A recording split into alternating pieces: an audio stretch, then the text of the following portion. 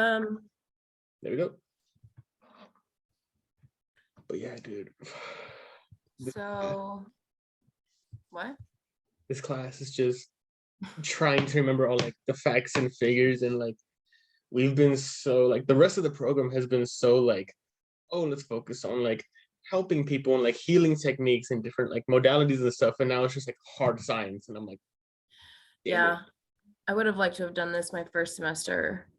Because I had more free time. I didn't have my internship on top of everything else. And I feel like I would have been a better student. Right now, I'm just totally inundated. My brain has no more space, and especially for math. Mm-hmm. Like My brain's like, oh, reading, math, nope. if we did this When? outside of practicum, it'd be amazing. Yeah, it needs to be separate. Mm-hmm. Definitely. Because like I'm not retaining it. And when we're in class, I'm like, I think she's a great teacher. I just can't focus. Her voice is like so soft and calming. And I'm like, oh, lulled into. She's lecturing us into a lullaby. Yeah, I feel like I get lulled into this like weird state where I'm like half awake and like half paying attention. Mm-hmm. Dude, like if Uh, nothing else, this last year and a half of online school has just given me a hardcore addiction to like online social media. Because I took social media off of my phone, but now I'm like, what's on Twitter every 5 seconds? yeah, it's Uh, bad. It's yeah. bad. I know. I honestly, I almost wish we had this class in person because I probably would understand things better. Mm-hmm. Yeah. Okay, so what I don't really get, and I wish there were more people here because it's basically going to be you teaching me. No worries. Here, I'll share my screen because I filled out. I know the study guide doesn't really have like things for us to like fill out. It's just like know this information, but like the way I learn, Mhm. I'm like, all right, cool. The highlighted stuff is what my answer would be if this was a question. Oh, perfect. Okay. I got like halfway through it, so I'll finish the rest of it later. Yeah. Are you putting this in the Google Doc? Um, I'll Probably put not, huh? stuff. I'll put like some of the stuff I'm more confident into the Google Doc because some of the stuff I'm just like, this is my best guess, and then other stuff I'm like, okay, no, this is the answer. Okay, so I think for me, like I would really like to go over, I think it's frequency distribution. That's what we were doing, where I was just like, whoa, I'm super lost. You haven't done anything yet there, so maybe that's helpful for you, or maybe it's not. Mm-hmm. I don't know. You let me know. I could we can tackle the frequency distribution thing. It's something that I was like more familiar with, just because it's a graph. That's typically the easier thing when it comes to statistics is like recognizing what the graphs say. So like, Okay, is there, I mean, I guess I can figure it out then. Is there one that you would like to talk about more? like if you're having issues, just go for it. We'll figure it out together. All right, let's see. Foundations of research. That stuff is pretty straightforward, right? Yeah, that's just like foundation of research of like what sort of things cause us to have like the rules we have in like the IRB and why we have IRBs, or like what sort of things should be considered like statistically standard when we're conducting research, what things are like the norm when using any sort of like research methodology, Yeah, this is basically our readings, right? more or less. Yeah, that stuff I'm good with. When it comes to reading, like I can pick that stuff out and put it in my notes, Mm-hmm. right? Research basics, ability to create. We did this in class.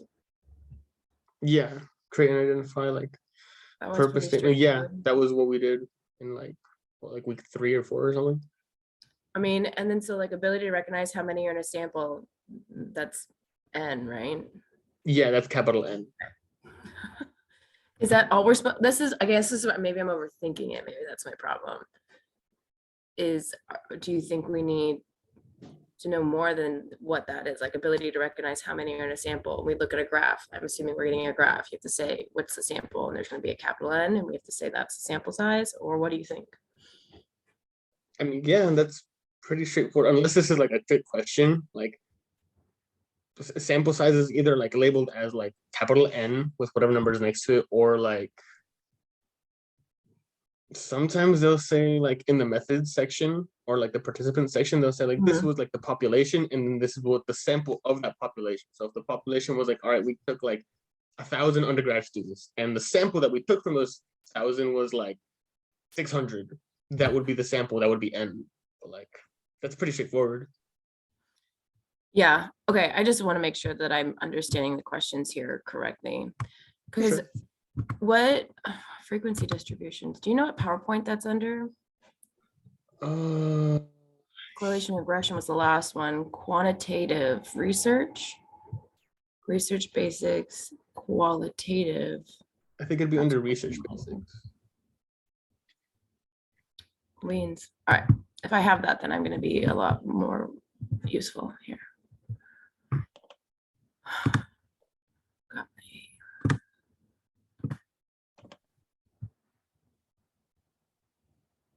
Come on. I know you want to leave. So you feel pretty confident in this? I'm not like uber confident. I'm not like I'm gonna get like the best grade ever. I'm like, no, I remember a good amount of this stuff, and like a lot of these things, I'm like, oh, I know what this is, and like how to recognize this stuff. But there are still like gaps in my memory, like Sure. Like the thanks of like the CFT approach, I was a little like, oh, I'm having a hard time remembering that. And then You don't need to remember it, well, then never mind. right? I mean, it's this one under like cross-cultural research, like the second bullet point, like what are like strengths of like the CFT approach. And so I went through some of the PowerPoints and pieced together what I thought would have been best. Sure, yeah. So let me see what you wrote here. Hold on. Being able to identify cultural issues and avoid. Yeah, that's the one she really wanted us to know, was that she said that multiple times in class, like know the ethnocentricity. Did I say that right? Ethnocentricity and encapsulation, which Yeah. when I did my readings and stuff through like the PowerPoints and the books, it was like, for those listening at home, like ethnocentricity is just like the normalization of like Western European scientific approaches of like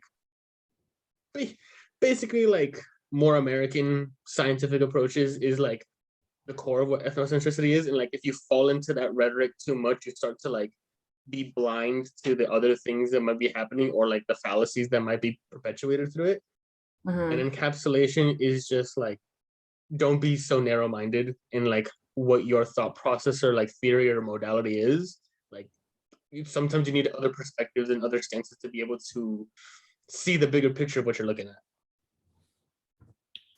Right, makes sense. It encapsulates all of the views. Exactly. Okay. So with the frequency distributions, like what else do you want some help with? Sorry. I think, oh God. Sorry, I didn't pull view. I'm not really. Identify and understand AMFT approaches, research. I mean, I guess we could go through the whole thing if we wanted to, just like start it. Sure. I don't know. I feel like how I envisioned this study group was like going through and kind of creating the study guide together, but I mean, I we don't can know. definitely do that. I mean, if nothing else, we'll start it. Yeah.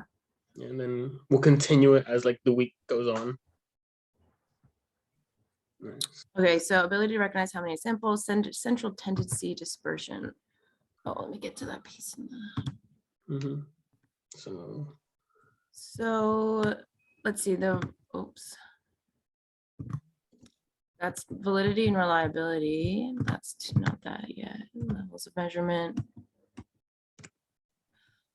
So let me see here. Yeah, this is kind of where it goes. When we get to variance, I think is where I am more. Are we gonna have to do math? Because it's not gonna be okay with me. I hope we don't do math. I asked her, like, do we need a calculator for this class? And she was like, no, you don't need any calculator. So you better not do any goddamn math. Yeah, because like the whole thing of variance is like find the mean, subtract the mean from each score, square the difference. I'm not gonna get the right number. I can tell you that right now. Variance. So like when it says that, be able to recognize examples and why we use these tendencies. So we're looking to find the variant, but like So the variance is the average dispersion of scores. It's Symbolized by R squared, but so like, so like so like range, variance, standard deviation, biases, those are all like variability standards. Those are all things that when you're reading a thing, you should like, there should be like a symbol or like a letter that represents them. I can know like standard deviation is typically like capital S, capital D, but then sometimes it's also represented as mu, like this old Greek letter where it kind of looked like an yeah. O with a funny haircut. Yep. Yeah. Funny haircut. It does. I love it, Sam. It's so good. Yeah, so So- like when it says we're supposed to, oops, I copied this funky. And why we use these tendencies. So Are you in the Google the Doc? by any ranges chance? are, huh? Are you in the Google Doc by any chance? Because if so, I'll just switch over to that. I guess I can move over there too. I was in my own. All right, For sure. Google Doc. Here we go. Yeah, let me open it up. Oh, wow, it's already being edited right now. Thanks, Lindy. Oh, nice. A real one. We see you, girl. So this is what I got from the slides right here. I'm going to variance. All right, cool. Whoa. What? Okay. All right then. My computer really doesn't like me, or wow, it's not happy. It's not happy. Mm. Okay, never mind. You have to do it the old-fashioned way where you have two windows and you type it out bit by bit. Ugh, it's been what a nightmare. Okay, let's see here. Mhm.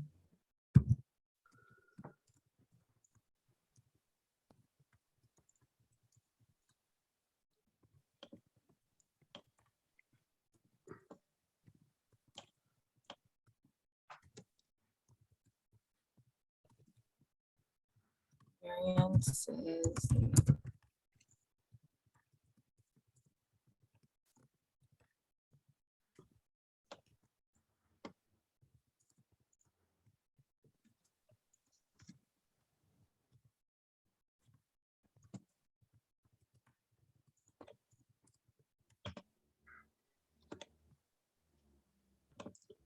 So I believe these are relatively easy. So range, like the smallest score subtracted by the largest score, just the biggest number, like take away the smallest number. Variance is the average dispersion of the scores, average of, of the square nearest to the mean. And Yeah. then standard deviation is like the variance given as gives us a measure of units squared, aka the square root of variance.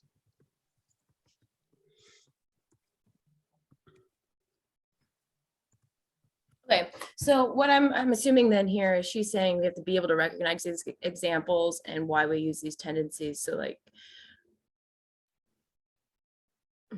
I just really hope that this isn't like a written part of it. You know what I mean? No, I hope so too. And like, I don't know, like worst comes to worst, like she said we can, it's open book and we can use like the PowerPoints and stuff. I'm gonna start like copying pasting this thing in like the different PowerPoints. Yeah. So, and I got a lot, like I pulled the graphs from the PowerPoints for the qualitative and quantitative, and like I pretty much have that all filled out for the study guide I'm doing. Mhm. But I cannot find table 1.4 in Williams' book. Can't find that. So sorry guys, I don't know where that is. If someone can find it. Hopefully. So do you have, let's see here. The only one that I haven't done yet in the very beginning is purpose of research. Like know the steps you would take. Was one I was having a little bit of trouble with. And This one? so the purpose of know the steps of purpose of research, right? Yeah. Very Yeah. beginning. Yeah, so that one, from what I got, and this is one of the like the best guess ones that I have, it's like I just filled out like what the steps are, because in, I think it was like week 2 and 3, and it talks about like there are certain steps to be had. And I think it was like, it's probably in the book that was somewhere, but I just never got to like look into the book for this one. What I Yeah. got was that like the first step is like establishing like the purpose statement, is like why you're researching this in the first place. Next would be like the research question, is specifically like what you're going to talk about. Like, all right, cool, we're studying plants. So like, all right, Mhm. purpose statement is like, let's see if this plant, if we use this fertilizer versus that fertilizer, what will happen. That'd be like a purpose statement. It's also a very loose hypothesis, but I'm thinking on the fly. And then like the research question is like, I think that these things would produce like different results if we use these two different fertilizers with the same plants from the same family. And then the hypothesis, that's when we start getting into more like the specifics and like null hypothesis. And I think it's all hypothesis, where like, You skipped to another place.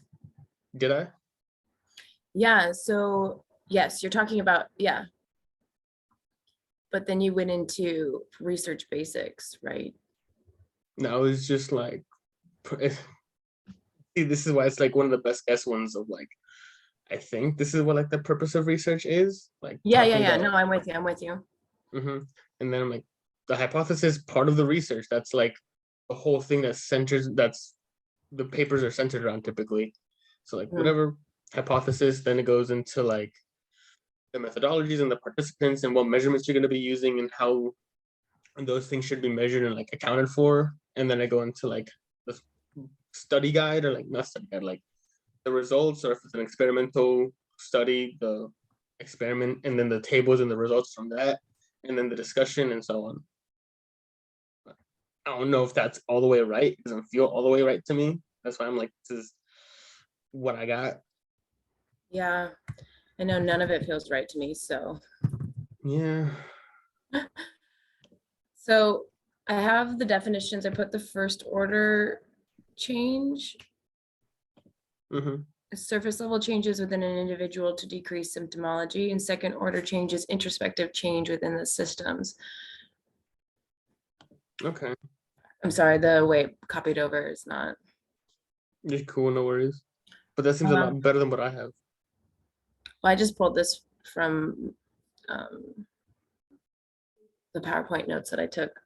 I think they were part of the PowerPoint anyway. If someone's at home looking for them, I took notes underneath it. But so where did you find the steps? I think those were like week.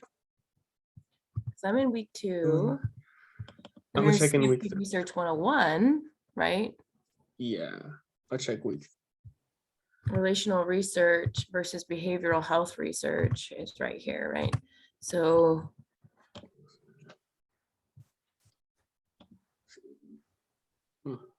Already have this one. this,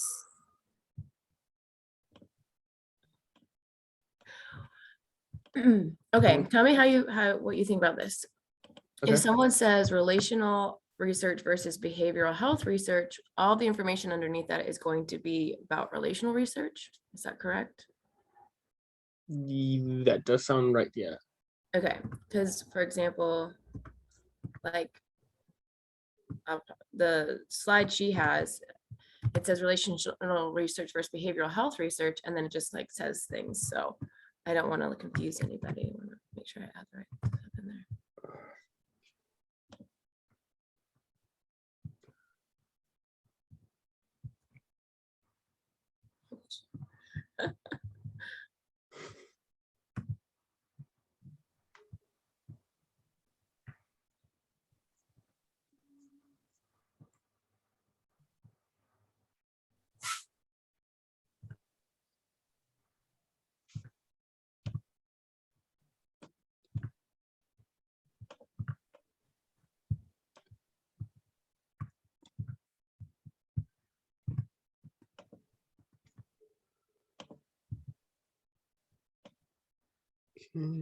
Does this make sense? Are you seeing where I'm at in the thing? One moment. Let me. I was looking at something else, but I'll scroll up for you. Focus on systems of individuals, incorporate into personal relationships, first order. Yeah. First word.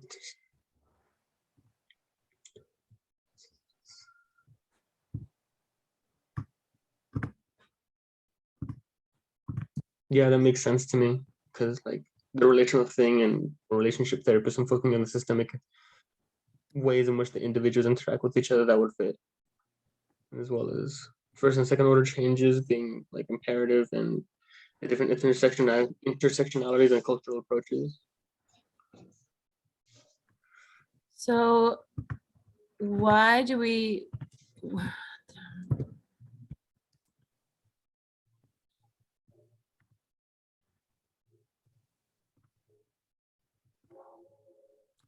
That looks much better, I think. Mhm.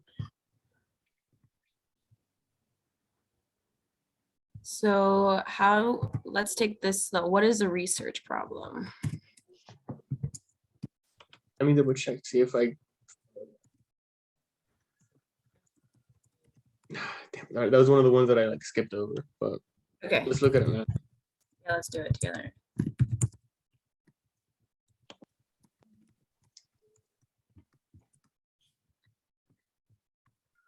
Sorry if that's distracting for you. I'm sorry. It's just the only way that I can think. No, you're fine. You're good. I'm trying to stay out of your way. So the for thing common that's- worldviews, those are there. the thing that's tripping me up on this one is like when it says like research problem, are you talking about like, okay, this is like a research question that we're asking, or is it like a problem that arises in research that you then have to work around for like your study to continue? Yes, I know. I'm not really quite sure what she's actually asking. I think that's the struggle here for the study guide. I'm gonna open 3. I got 4, or no, I got 4 and 5, yeah, like opened up. I'm trying to like, okay. Research overview. Do you have it in 4 or 5? In 4, there's a few sections where it talks about research problems. So let me go to the first one. I use like Oh, Control F. perfect. So Yeah. are adequate to understand a research problem. Nope, not that. To identify appropriate qualitative, quantitative mixed methods and approaches include world design, research methods, process of approach, research problem, personal experience, audience. Okay, that gives me a little bit more of a clue as to what research problem is, because like personal experience and audience, that's more of like an outside view of the study instead of the actual measures being used in it. So I'm sorry, say that one more time. I was downloading. One more time. So basically, like, okay, no, this is even better. So on slide 7 in week 4, it talks about a research Yeah. problem, and it says a problem or an issue that needs to be studied. For example, empty nest is like, okay, so the research problem is the question. The research problem is what we're trying to figure out, or like what the question of the study is. Okay. That's slide 7, week 4. Got it. I'm putting it into the study guide right now. Do you have it pulled up, or do you want me to read it to you? Nope, I have it pulled up. I got you. You gave really good directions. Yay. I found it right away. It was great. I was like,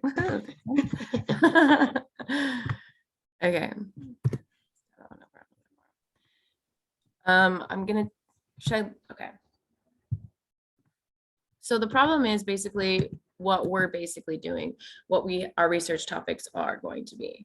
Yeah, So it's the research question, for lack of a better term, even though question is a better term.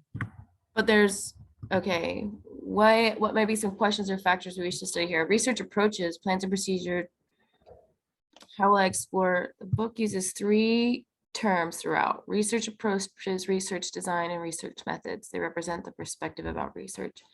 I'm gonna put this in there as an asterisk on our study guide. Just because it's in the notes and asterisk.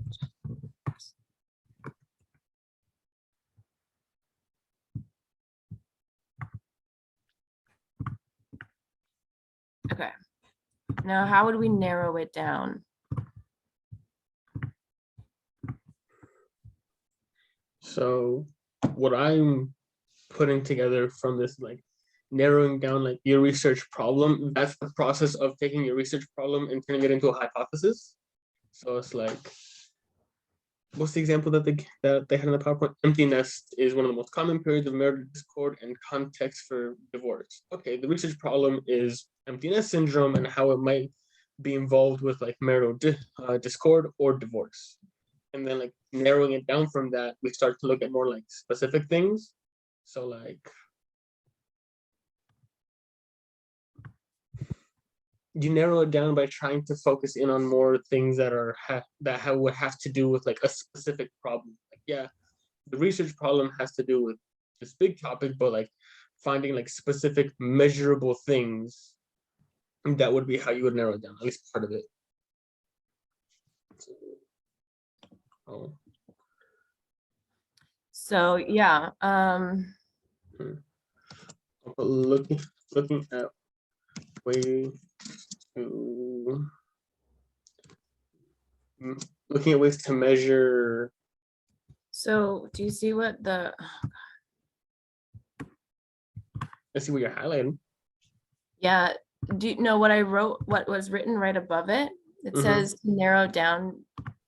I think what you're saying is correct, but then there's this reading here. Mhm. How are you interpreting that? Research design. So like research designs, those are like the different ways in which you're going to conduct a study. So like exploratory, that's Mm. like So instead of like no, giving them like a packet or something, you go off and try and like be like observe things a little bit more. If I'm getting that right, experiments are experiments, and I'm not entirely sure what ethnographies are. I'm gonna Google that. so because it says here that they represent the perspective about research from broad constructions of research to narrow procedures of methods. Mm-hmm. So by using research approaches, designs, and methods, you can narrow down your problem. Yes. Kind of like what you're saying, looking at ways to measure what you were saying about that. It sounds similar, right? Mm-hmm. Yeah, I think you're right on that one. I'll just put this in layman's terms up here. I just got an email from Janelle when I emailed her like 3 weeks ago, and I was like, the problem is no longer a problem. Oh, Janelle. Like, really? I can't believe I just got that message right now. Sorry. I got this like back in last semester. I needed to send off a form to like get my alternate like relation hours approved for Palomar for like the DV group.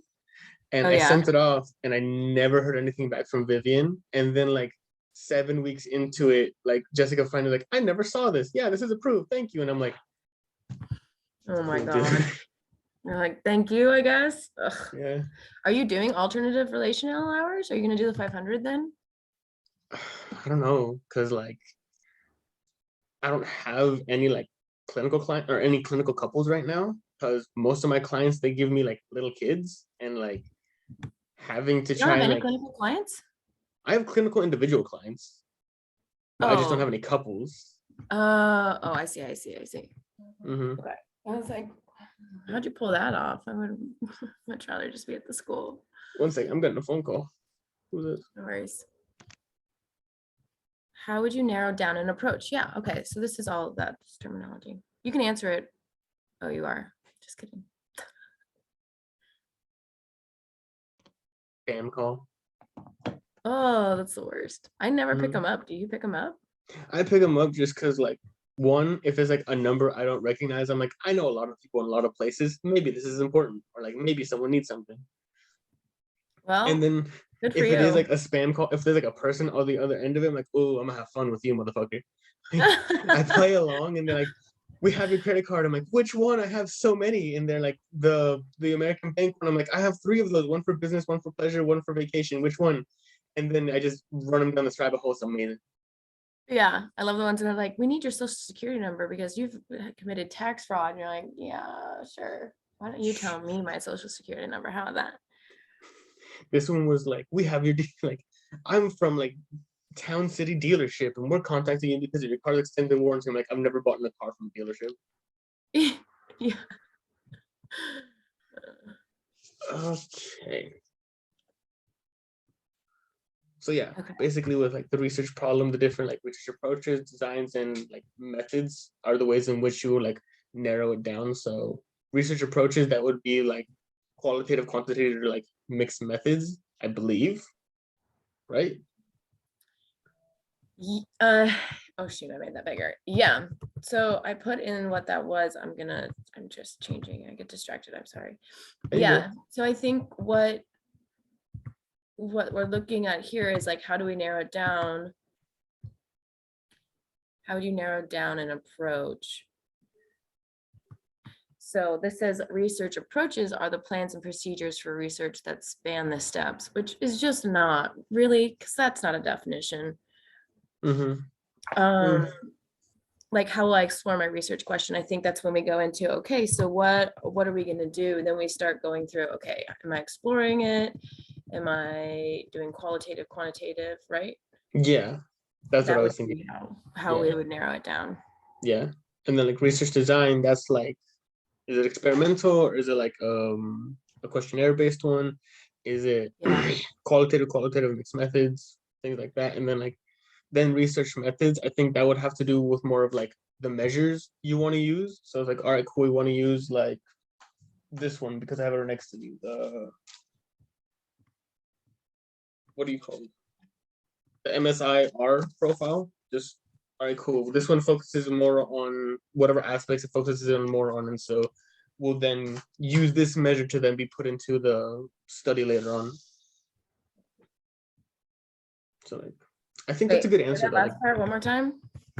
so the research approaches are like, you know, the different. Oh, the research approaches would be like the different worldviews you're going from at it, like transformative, pragmatic. The other two I forget. Like those would be the approaches and how you want to like look at your research problem. And then the research design would be like qualitative, quantitative, and mixed methods, if that would be like how you would want to formulate the study. And then the research methods, I think that'd be more of like the different measures you would use, like the MSRI or like Right. other studies or other like tools you would use to then like gather and code information to then be put into the study as like already coded to be put into like graphs and whatnot. Right. So for the example, our research problem is empty nest. We would narrow down our approach by maybe doing a quantitative study Mm-hmm. or a qualitative study, Yeah. right? Yeah. That's how That we would be narrow it. like the research design. The approach would be like, all right, cool, empty nest. We want to you look at it from a transformative perspective of like these different things can be like modified and changed in a way using like effort or whatnot. And then from there, like, all right, cool, let's use a mixed method section because we want to look at like the quality of the relationship, but also like the quantity of people that are going to that are likely to get divorced or have marital discord when emptiness symptom appears in the relationship. And then research methods would be like, all right, cool, let's have them take this air that would then measure their level of marital discord as well as their level of emptiness like symptom. Right. Right. So we would narrow it down by literally narrowing it down by figuring out how we're going to conduct our study Yeah. is basically right. Yeah. Yeah. So we got it. I think that's right. Yeah. I think so too. Man, I hope this Okay. is right. Oh man. Well, if worst comes to worst, as long as no one fucks the curve, we'll all do the same together. Yeah. No, Okay, everyone, you hear that? Don't fuck the curve. please don't fuck the curve. Okay, benefits of research in CFT field. That's the one that you were like, this is the one that was true. Yeah, that was the one that I was a little like funky on. Okay. Yeah, let's just do research over here. Let's just do this whole thing. For sure. So what's the next section we want to look at? Well, do we want to do the beginning of this? So we did, what are the strengths? The strengths are that they focus on a system instead of individuals, right? Is that what we want to do? Yeah. That's all of that. Okay. Yeah. How can research increase confidence in using our theories? What else can research do? Foundations of, oh, I actually have this. Oh, beautiful. Did I put it in this one? How can research increase confidence? I think I have that one in my own, like my own answer. You have it where? For under purpose research, where it says how can research increase confidence in using our theories, I have my own answer that I was pretty happy with. I'll copy and So paste it. I re-listened to the whole thing, and this is what she said in class. Oh, okay, well, never mind. You have a better answer than I do then. I just wrote it down verbatim. If Mhm. it'll let me copy and paste, are you freaking kidding me? Is that looking funky on your end too? A little bit. Yeah, I'm gonna have to freaking write it in. Yeah. No.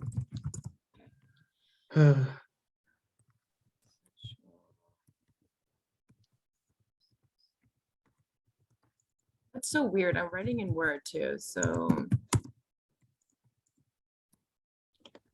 um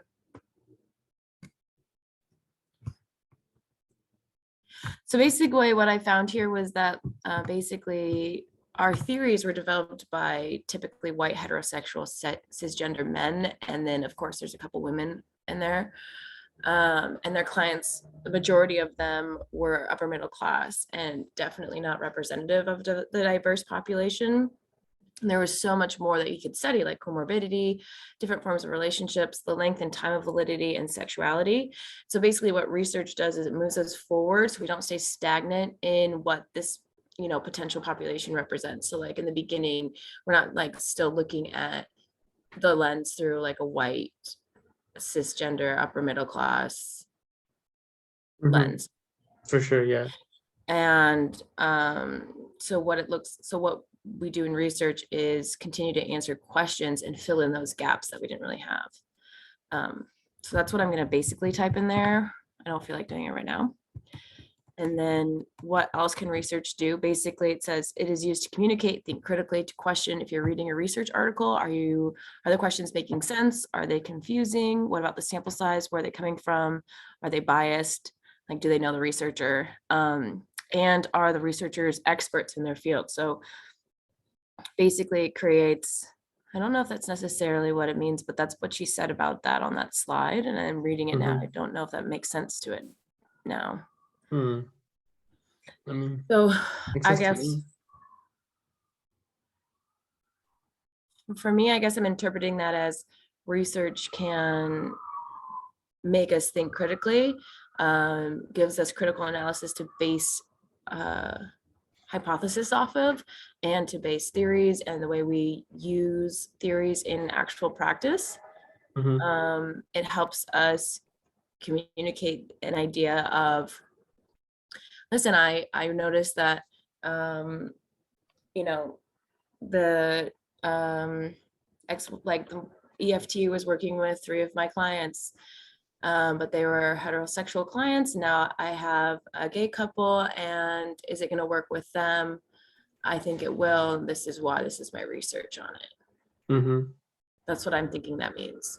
Mhm. That makes sense to me, and that fits of like how you would use like how we would use research and practice as like therapists. Like, all right, cool, this isn't really working, but from what I see in this study, it said this can work. Let's go with that. Mhm. Yeah. Yeah. So you can, yeah, perfect. I think we'll be able to bullshit that one really easily. Yeah.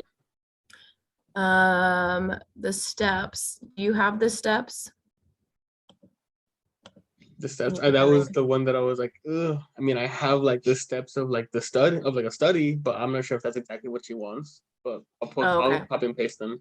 Like, if nothing else, it'll be someone can be like, this is way off. I'm like, oh, I tried.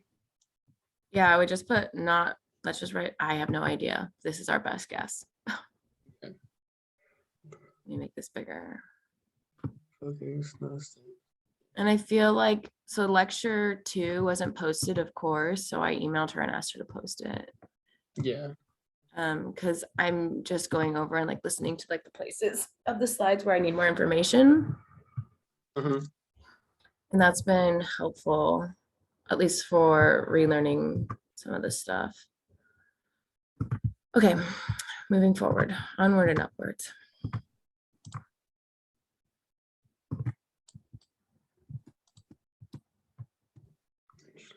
Yeah, because it makes no sense. Like the purpose of research, what steps would you take? I think that's Mhm. right. I think that looks right to me. I mean, if it's like it's in the research overview section, I was just like, all right, cool. what are the steps you take in doing research? And I'm like, hypothesis, what were the 7 steps to like science back in elementary school? That's basically what I said in a more like adult manner. Yeah, I love it. Because honestly, like, even when, yeah, even in the most boring book ever, they do description of designs, then they test like the validity, Mm-hmm. all that. And So, have the results section and discourse and what have you. mm, okay.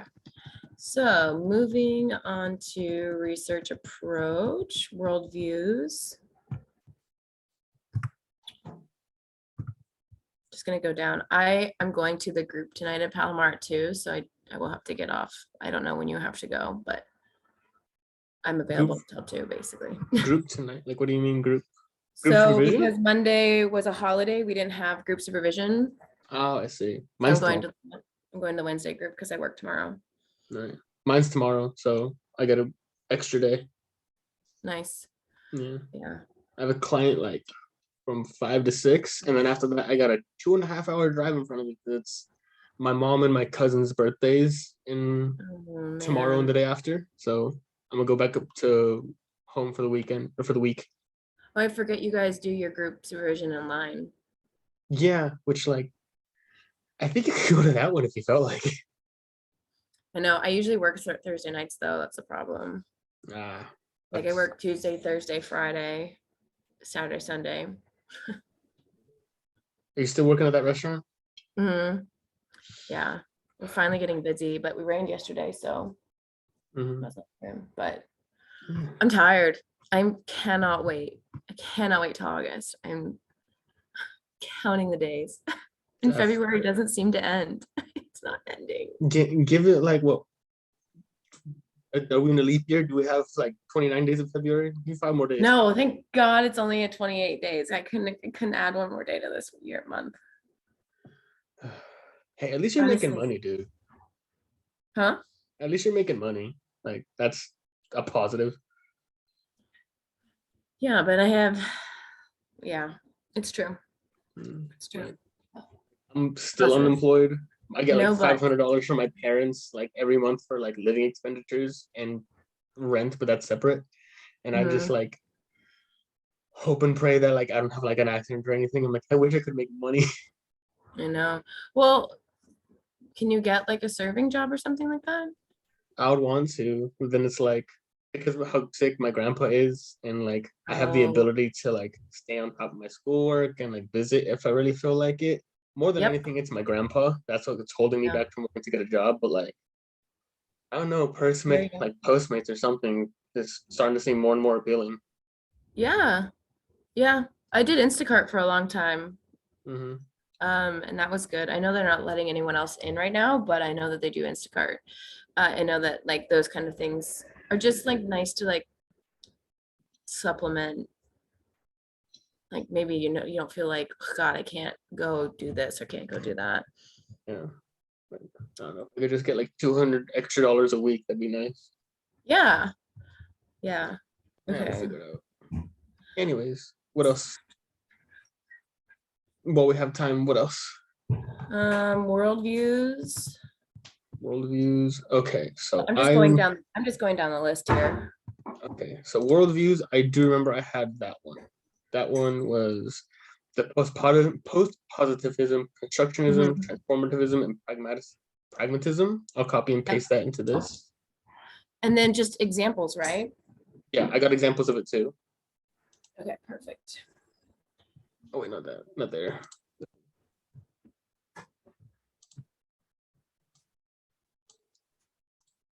Beautiful. Yeah, so like for post positivism, like deterministic, reductionist, it needs empirical, like empirically observed data and measures as well as like theory verification. That's more of like the more hardcore, like evidence-based one. Constructionism is like more understanding, allowing for like multiple like participants, like meaning of events, meaning like there can be more than one like viewpoint from this, and like historical and social context can be like very important. transformative. This is more like the political viewpoint, focusing on like power and justice and collaboration and change to like the overall system. And pragmatism deals with like the consequences of actions, problem focused and like pluralistic and like more of like a real world perspective of like what's going on around you instead of a more of like a dogmatic or theoretical perspective. Mhm. Yeah. Beautiful. Love it. So this is just a lot of words that I have like a full notes. I have tons of notes on qualitative and quantitative. Mm-hmm. But she kind of defines it on her own here Yeah. in the most layman's terms, like it's not in depth, but Honestly, dude, this class feels like my undergraduate like research methods class. So I'm like, Yeah. if this is what this is, I hope we're all just overthinking this. yeah. Oh, I have the definition of RCTs. Oh, perfect.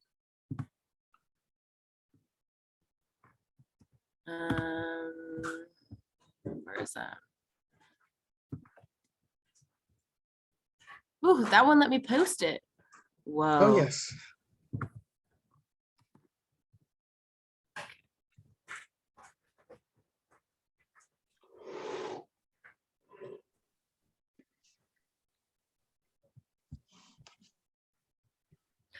All right. And then sampling.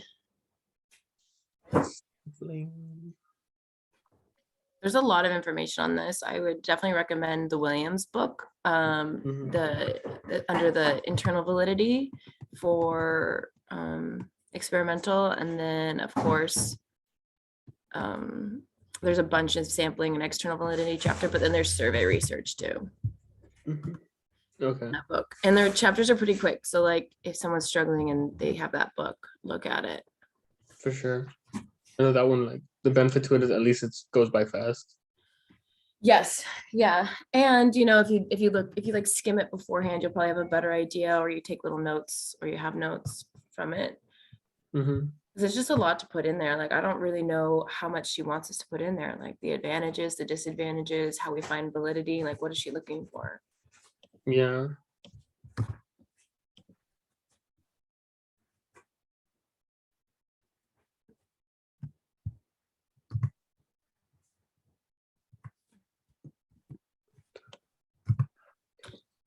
Okay. Qualitative design. Oh, I have that one here. I have the types of surveys too. I don't know, but that's what I'm looking for. I mean, they can't hurt. Okay. So be able to identify common designs, narrative, phenomenological. So this is what I got from the Williams book, and it's not, I'll put them in there, but it's not full.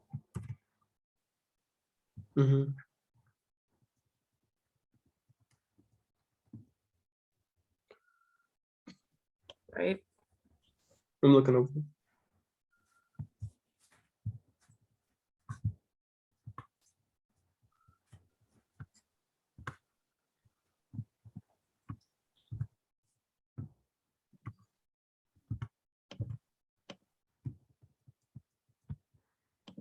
We need to add a couple more in there. And I think that is in the boring book. Amen. Go back to the boring. Looks good to me. The different designs, I mean, like we have. Yeah, but they don't have focus groups in there or a couple of the other ones.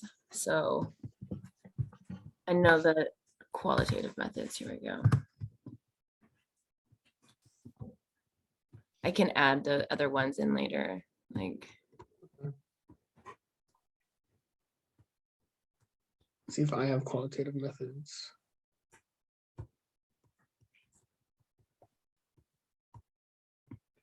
oh, interesting. Even in like qualitative designs, it doesn't have definitions. Where are you looking at? Like, where are you finding that?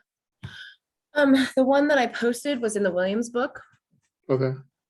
chapter 6, and then qualitative design is also in the boring one, but it doesn't have definitions. So I'm assuming she may have given us definitions in our PowerPoints. I looked at the PowerPoints. I had a hard time finding the names for those. Oh, really? Okay. And then there is figure 10.1. I can't copy it in the boring book. Is what I wrote in my notes here. Goes over all of the myth-mexids. Mhm. Convergent exploratory. It like shows how it works. But I can put in just a little bit of information here. Okay. Could you send it on WhatsApp and then maybe one of us could like post it in the thing? What? The graph that you were talking about. I can't get it out of the book. Ugh. Like if someone can copy it out of the book, that would be great, but I can't get it to It's in the boring book, right? the what? The boring book, right? Yeah, the boring one. Do you Research know design book. Do you know what page? Because I might be able to do it right now. Yeah, it is on page, oops, let me go to mixed methods. I think it's 305, I want to say, but it's figure 10.1.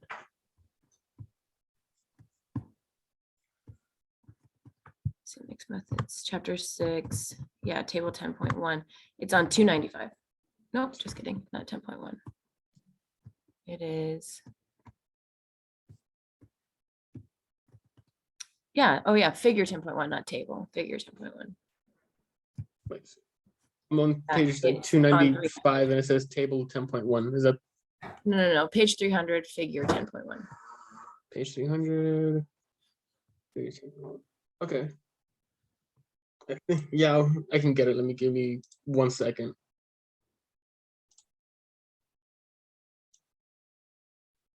So basically, convergent is the one that everyone does kind of right away. It's a single phase. Explanatory is 2 phases where you do quantitative first and then do qualitative.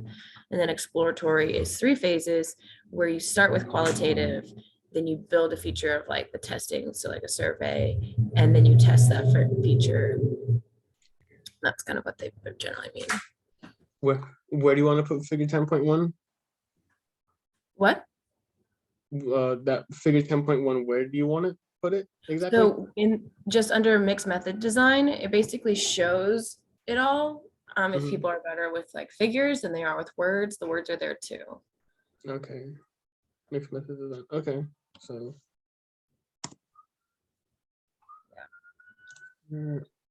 image, computer. God, I hope this doesn't destroy the thing. I think it's like the way she tabled the whole thing that's really messing up everything.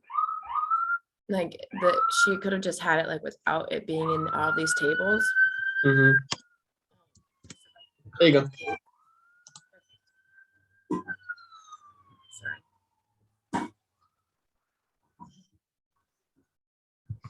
Okay.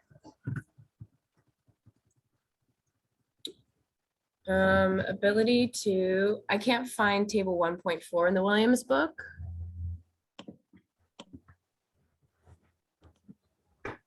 I like controlled F and I couldn't find it, so.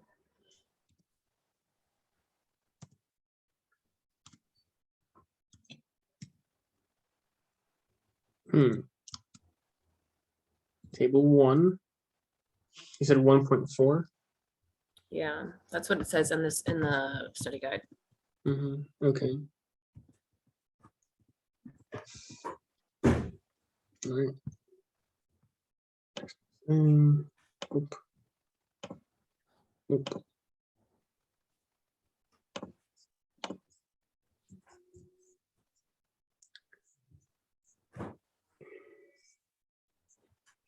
I'm trying to look for it.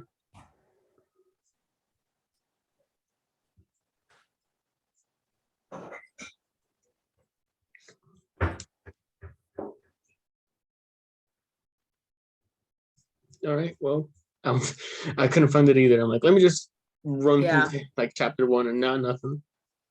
There's only one figure in there, which is really annoying, but that's what it is. Well, Okay, so, but that's pretty much like the question she was asking us, the practice questions, like ability to identify and connect a research approach and scenarios from given worldviews, methodology, and design. yeah.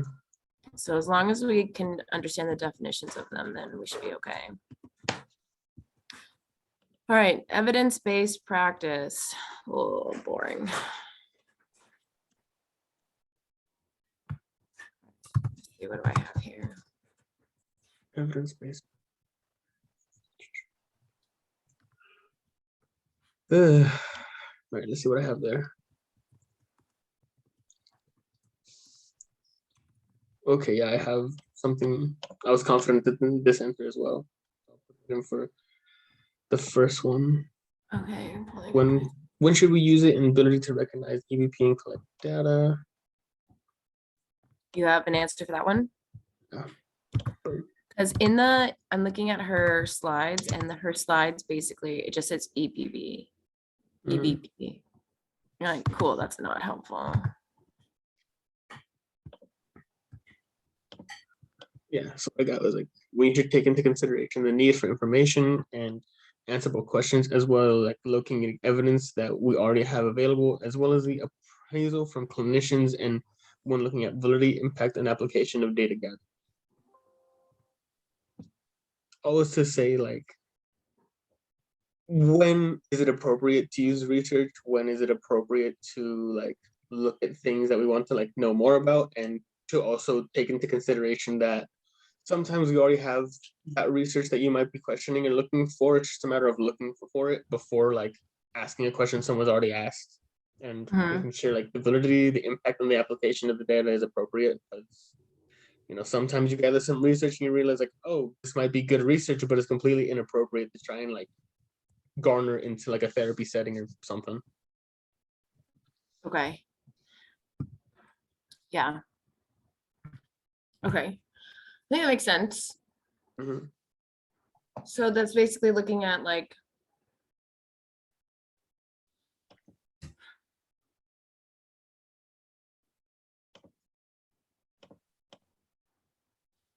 yeah. Is this also when we want to look at who,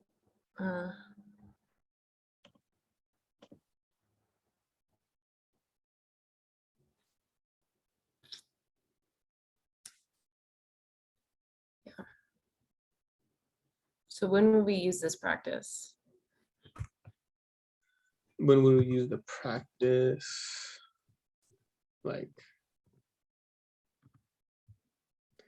so when would we use the practice of like evidence-based practice? This goes back to the idea of like that we had at the beginning of the semester of someone's like the desire or ability to use like evidence-based practice of like give me the receipts versus like someone's individual experiences and how that experience might shape or change the way in which they feel. So like evidence-based practice, if we're looking more at something like, let's say, the rate of divorce like associated with like empty nest syndrome, okay, we can use like evidence-based practice and how like, okay, empty nest syndrome, if you have these symptoms and you fit into this demographic and you have all these different things, that's all different bits of evidence that can be used to then like tell someone in a therapeutic setting like, all right, cool, based on this research and based on these statistics and demographics, the evidence says that this is the likelihood of divorce if you have empty nest syndrome. A time when that might be inappropriate would be like, yes, I fit the demographics as to why divorce might be more like might be in our future. And yes, we do have like marital discord. However, we don't fit everything exactly. Like, yeah, we have the right like we have the right racial demographic, but we don't have the right social economic demographic. And we have like the stressors of like no longer having kids in the house, but we also have the stressors of like a lack of money, and we also have stressors of like being far away from our family. So like that it wouldn't be quite as appropriate to use the same research then. Right, okay. Makes sense. Ugh. So many different things here. Yeah. Okay. So strengths and limitations, it's gonna because like that's a little come probably from the reading. Mm-hmm. Efficacy and effectiveness, that's in one of the PowerPoints. Yeah, I have the answer for that one, and I got those from the PowerPoints. Okay, perfect. Let's do it. Uh, Throw it in there. I don't even know which PowerPoint it's in anymore. They all look the same. don't do that to me, thingy. It's not letting you do it. Now it's giving me like paste without formatting. There we go.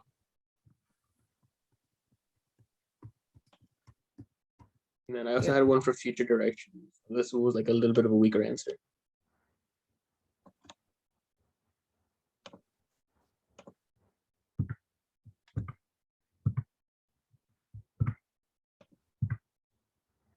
There we go.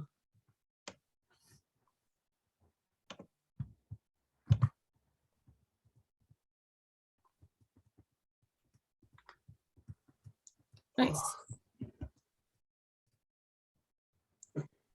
Efficacy and effectiveness. Yeah, I saw that in one of the slides here. So this one, I mean, for the first bullet point where it says the ability to identify the differences between how a treatment works in ideal circumstances versus ordinary conditions and scenarios. So I have the answer to that one. Hold on. Okay. Yeah, I see the.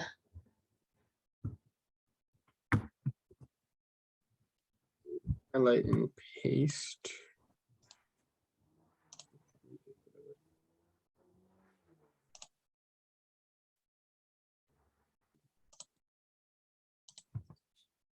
So efficacy is how a treatment works in an ideal circumstance and delivered by like a select practitioner. And I give some examples of like such as like a therapist telling someone to take deep breaths during like a therapy session.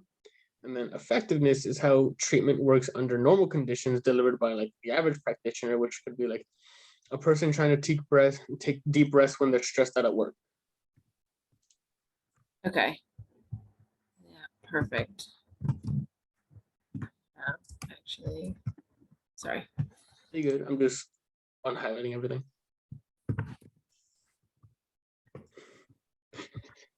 That bullet point's giving you some trouble. Huh? I was like, that bullet point's giving you trouble. I hate it. Just not wanting to play with me. Okay. I'm taking my ball and going home. Yeah.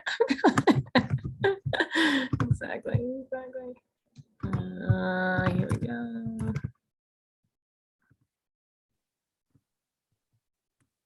Just bullet point yourself, please. Thank you. Okay. Potential costs and research. So there's a ton of costs. Are they talking about like fiscal? Fiscal, is that the right word? Yeah. Fiscal, yeah. Like there's like overhead involved in research as well as like. So slide 4, week 4 has this whole like graph thing. Mm-hmm.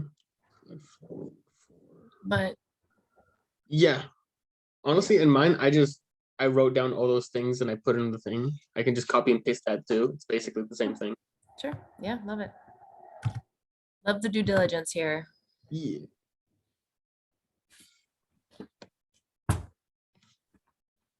I have a mouse. You have Encanto stuck in my head. It's like really. I have yet to see that movie just because I You need to would make like sure I'm emotionally ready for it. It's true. You do need to have emotional readiness for sure. Like Coco messed me up, and I remember like every time I've seen Coco, I've only seen it 3 times. I've walked out of the viewing experience just crying and wanting to talk to my grandma. Okay, so Coco had a way more emotional effect on me. I love Coco, but I think yeah, Encanto is more feel good. Okay.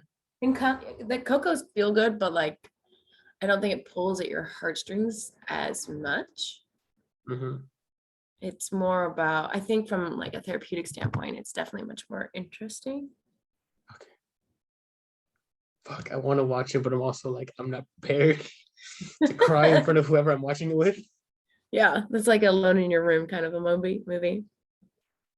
Maybe. Let's we'll see how that goes. I'll let y'all know how I feel about my experience with Encanto Yeah. once I watch it. I have to say, it took me a couple times to like really get into it. I was like, whatever, the first time. The second time, I liked it a lot more because I understood it a little bit better. Hmm. So I was like that with Luca.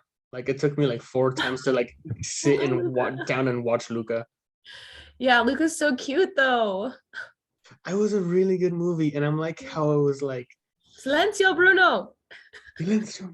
yo, I was so messed up when like because they always did like the handshake, and when he saw him do like the handshake with the girl, and he's like, no, fuck this. I was like, you broke the one thing, damn it, I Luca. know, it's just so sad. It's like friends. Well, okay, can't. Okay. Potential cost. Okay. Suggestions to close the research clinical gap. Okay. So What do researchers suggest? that was from like the first reading we had during the class. That was basically what the articles were talking about, and like Yeah. paraphrasing, it's just like there needs to be more discussions between researchers and clinicians, and what questions do we need to be asked in research, because like some of these questions can be very interesting. Not all of them are very applicable to what we're doing in in like the therapy room. And then same thing with like therapists and clinicians. It's talking to them and saying like, all right, cool, yes, this research is like well done and this is what's being done, like what we can like garner from it. And it's clinicians sort of like letting go of some of the things that might be,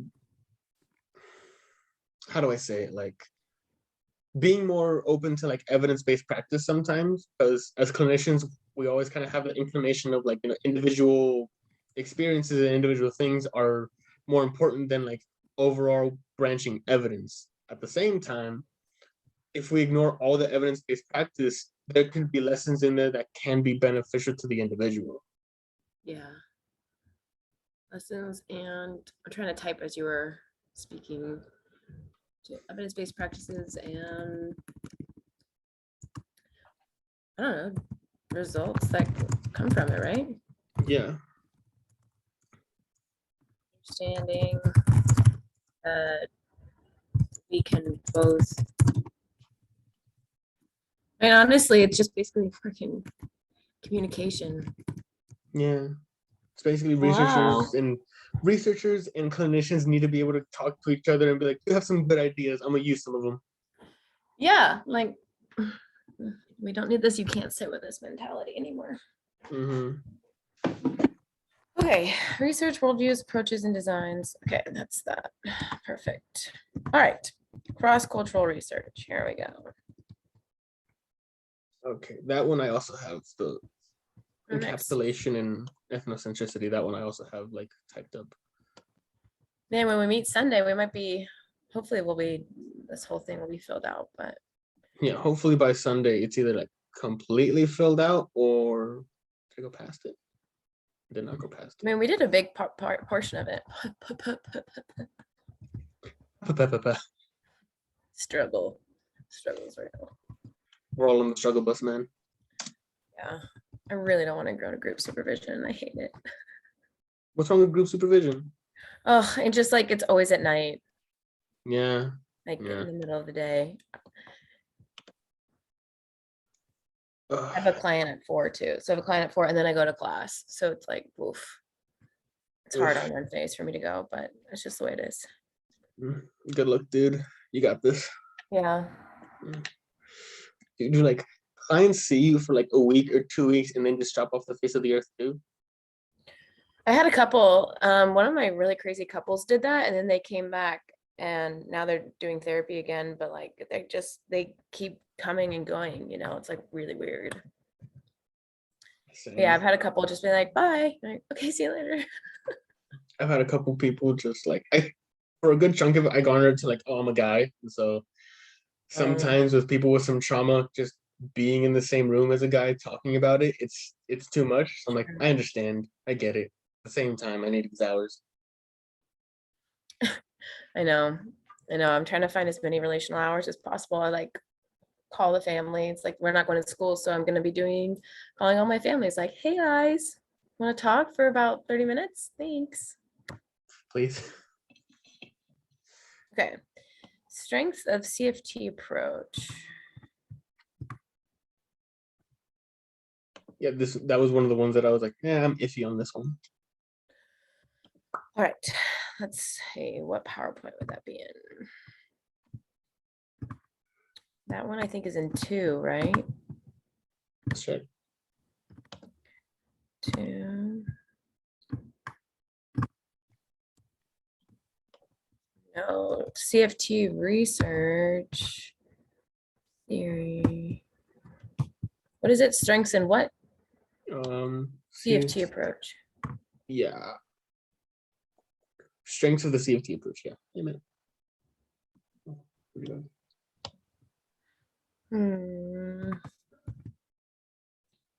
That's CFT research, approach to research.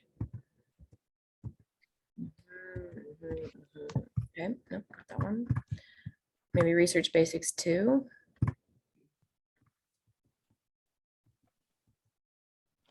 It's purpose statements, research questions.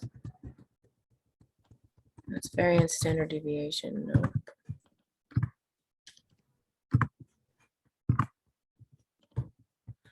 Okay, I have a feeling this is one that we're just gonna have to answer like based on what we know. Oh no, cross-cultural, it's under that one, right? Cross-cultural, yeah. Okay, that's week 3. Oh, okay. I'll look at week as well. Cultural humility, intersection of humility, cross-cultural research.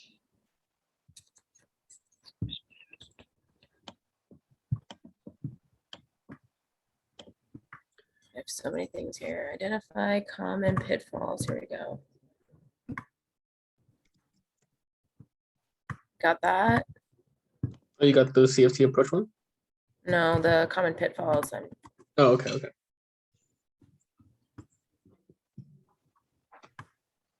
Am I spelling approach correctly? My biggest issue. Yeah, I'm not spelling it correctly. There's an A in this motherfucker. Which one are you not spelling correctly? I was misspelling approach. I was spelling it approach.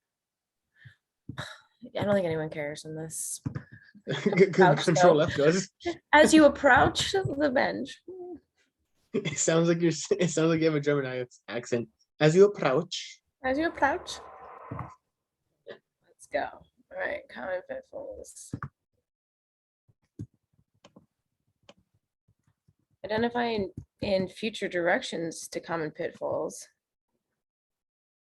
That one feels more of like the personal answer of like, I feel like that would be like a short answer question of like, what do you think would be like future directions to these common pitfalls, or like ways we could like focus in on them, something. All right. All right, well then I just added common pitfalls so people can like know what they are. Polarized discussion, lack of intersecting identity, experiences of value, so focus on specific. Okay, so I added the common pitfalls and then maybe people can. Okay. Let's see, ethics.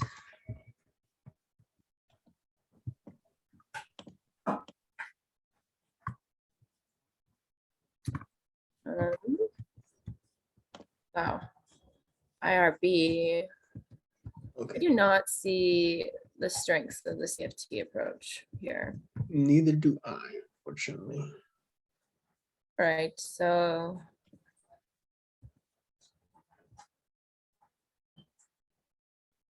Okay.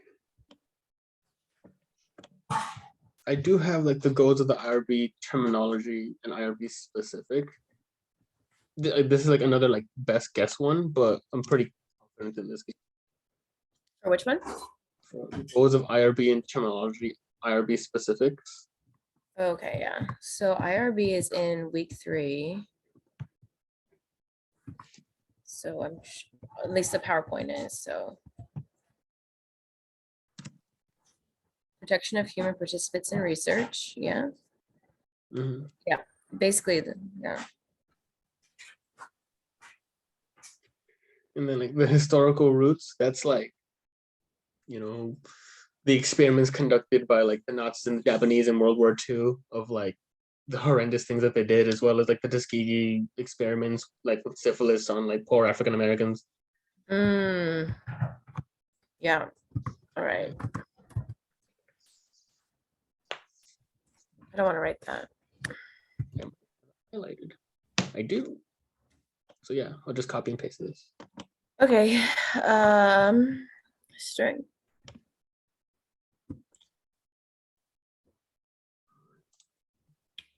Okay, maybe what does CFT stand for again?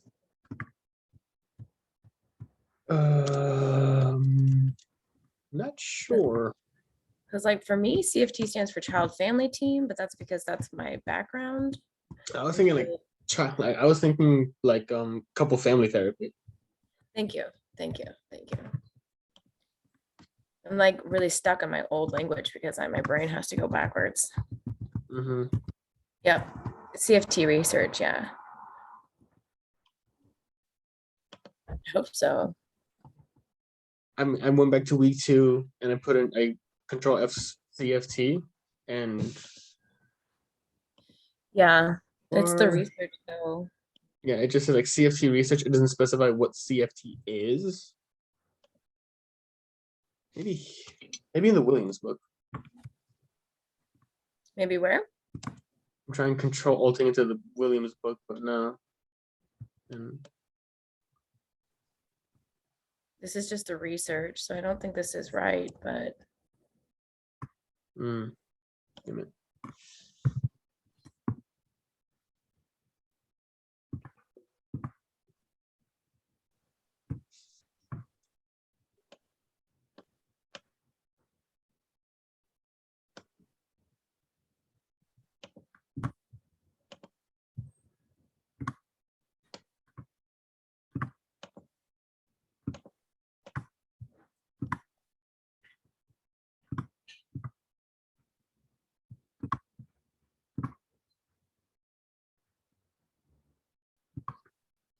what do you think of that? What I just put in For strengths. okay, I'm looking at it. Research branch. I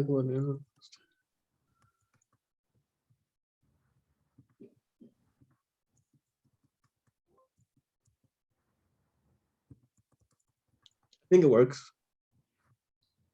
Right? Yeah, I think it could fit in there nicely. All right, well, let's make this a different color so we know to go back on this and hopefully someone has a better answer for it. I've been putting everything in like orange, like highlighted orange for like things that I'm like, this is my best guess. Please correct me if I'm wrong. I don't see highlighter orange on here. Oh, yep, see it. Perfect. And I just put that one in red. Perfect. Okay. Goals and ethics. Okay, research basics. Do we want to move forward? We have 7 minutes. Do we want to keep going? How are we That's sort feeling? of where like my study guide ended as well. We keep getting to this one spot. Yeah. Okay, no worries. Let's If we have 7 minutes, is there like the frequency distribution is something that I remember pretty easily. Is there any questions you have about like anything under frequency distribution still? I think I just need to remember the definitions of everything and how to find it. I'm just really worried that if there's going to be a math that I don't know. Again, I was kind of understanding what we were doing yesterday, but was I really, You got this, dude. That's a math anxiety talk. Well, it's very real. It is very real. You can't argue with that. It is very overwhelming. And I'm like, I think I'm going to fail the whole test just because there's going to be like one math problem and be like, Well, like, remember, most of it's multiple choice. There's only 5 short answers. Unless there's short, like the short answer ones involve math. Oh, what you got, dude? My gut doesn't know. My gut goes, math, seizes up, falls over, leaves the building, it's out. Like have a calculator next to you and just like pet the calculator, it'll help soothe you. Like the math will like through osmosis will like be brought into you. God. Yeah, so I guess it's just like, you know what? I will go through and I will do this on my own. And if I have any questions, I'll text you. For sure. I'm 'Cause probably maybe gonna we Explain keep the chipping math. away at it in my own, and then transfer over what I have into the Google Doc. I just meant like, if like I was really struggling, like I really don't understand this concept. For sure, hit me up. Okay. I think I understand it. I just don't understand it.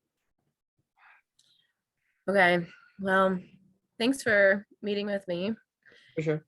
And I'm glad that we got most of it done and carrying the team. Thank you. Mhm. And I will talk to you Sunday. Hopefully about the exam, not before. For sure. And then so like today, obviously, I'm free up until like 4:30 if other people want to study. And then I'm gonna be busy all day Thursday. Yeah, I can't Thursday either. Probably most likely gonna be busy most of Friday as well, just because that's like Yeah. my mom's birthday and I'm gonna be out of Oh town. yeah, sure. Oh yeah, you're leaving. Yeah, no. No, but like we can still do the Zoom thing. So like Friday, I'm Yeah. probably gonna be busy all day. Saturday, I'll be good in the mornings, like from like whenever anyone wants to start till like 2 or 3 or something. Yeah. Yeah. I will actually be on Mhm. an airplane Saturday, so I can't, but I can Sunday. Alright, cool. I can If Sunday and I can Monday morning. I have practicum on like practicum in class on Monday, but that's from like Okay. at 12:30, so I could do something before. Yeah, I have my first client at 11 and then I go till 8:30 at night. So Jesus, dude. it's a lot. Monday's a big day for me, but I can do it before 11. It's up to you. Just let me know and I'll wake up early or something. I just want to sleep. Okay. We will figure it out, but for sure Sunday, and I will text you. For sure, dude. Okay, bye. Later.